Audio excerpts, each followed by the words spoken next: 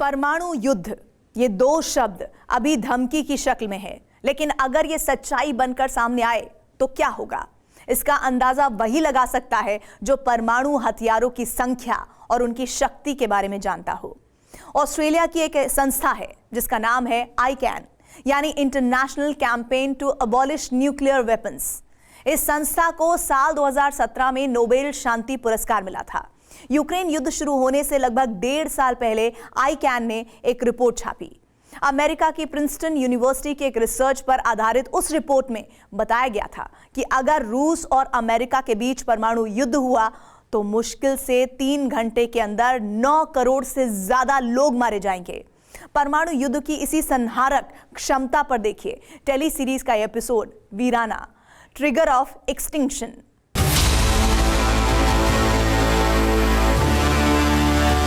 सोलह जुलाई 1945, Socorro, new Mexico, America. दुनिया का ये पहला परमाणु परीक्षण था। दूर दूर तक वीरान रेगिस्तानी इलाके में अपनी कामयाबी देखकर अमेरिका के परमाणु वैज्ञानिक रॉबर्ट ओपेनहाइमर खुद सिहर उठे थे। भगवत गीता का एक श्लोक उनके दिमाग में हथौड़े की तरह बज रहा था। रॉबर्ट ओपेनहाइमर ने हिरोशिमा और नागासाकी का संहार देखने के बाद अमेरिका के लिए हाइड्रोजन बम बनाने से इनकार कर दिया। उन्हें जेल भी जाना पड़ा, लेकिन वो इस बात पर अड़े रहे कि दुनिया के किसी देश के पास ऐसे घातक हथियार नहीं होने चाहिए। हालांकि ऐसा हुआ नहीं।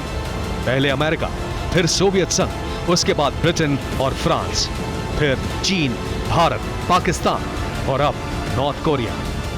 परमाणु हथियार से लैस देशों की संख्या बढ़ती गई।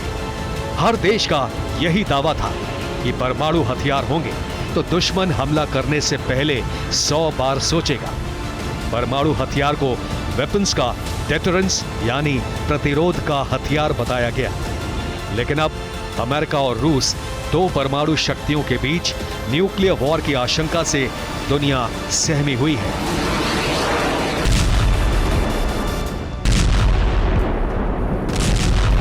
परमाणु युद्ध का अंजाम कितना घातक होगा, इसके बारे में द नॉर्वेजियन नोबल इंस्टीट्यूट ने आधुनिक परमाणु हथियारों की शक्ति के आधार पर एक मॉडल तैयार किया है।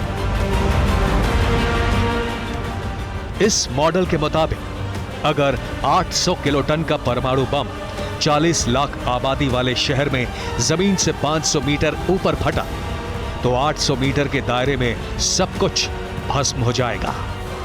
उस दायरे में ना तो कोई बिल्डिंग बचेगी, ना कोई इंसान। जनसंख्या घनत्व के हिसाब से जोड़ें तो 1,20,000 लोग फौरन मारे जाएंगे। ग्राउंड जीरो से 11 किलोमीटर के दायरे में रहने वाले लोगों की खाल उस परमाणु विस्फोट की गर्मी से पिघल जाएगी। जो बचेंगे वो धमाके से निकलने वाले ईंट पत्थरों के मलबे से मारे जाएंगे। कम से कम 5 लाख लोगों का मरना तो पक्का है। परमाणु हथियारों से होने वाले विनाश के इन आंकड़ों में रेडिएशन से होने वाली मौतें शामिल नहीं हैं, जिनका कहर आने वाली कई पीढ़ियों को भुगतना पड़ सकता है। और परमाणु विनाश का यह अनुमान भी सिर्फ एक बम की ताकत के आधार पर लगाया गया है, जबकि ICAN के मुताबिक इस वक्त रूस के पास 5,977 न्यूक्लियर वॉरहेड हैं, जबकि अमेरिका के पास 5,428 परमाणु हथियार मौजूद हैं। नेटो में शामिल देशों की बात करें तो फ्रांस के पास 290 और ब्रिटेन के पास 225 परमाणु हथियार हैं। अमेरिका ने नेटो के सदस्य देश होने के नाते तुर्की में 50, इटली में 40, जर्मनी में 20, बेल्जियम में 20 और नीदरलैंड्स में 20 यानी कुल 150 न्यूक्लियर वॉरहेड तैनात कर रखे हैं, जिनका कंट्रोल अमेरिका के पास ही है। अब अगर अमेरिका ने सिर्फ नेटो के सदस्य देशों में तैनात न्यूक्लियर वेपन्स का ही इस्तेमाल कर दिया तो आधा रूस खंडहर बन जाएगा।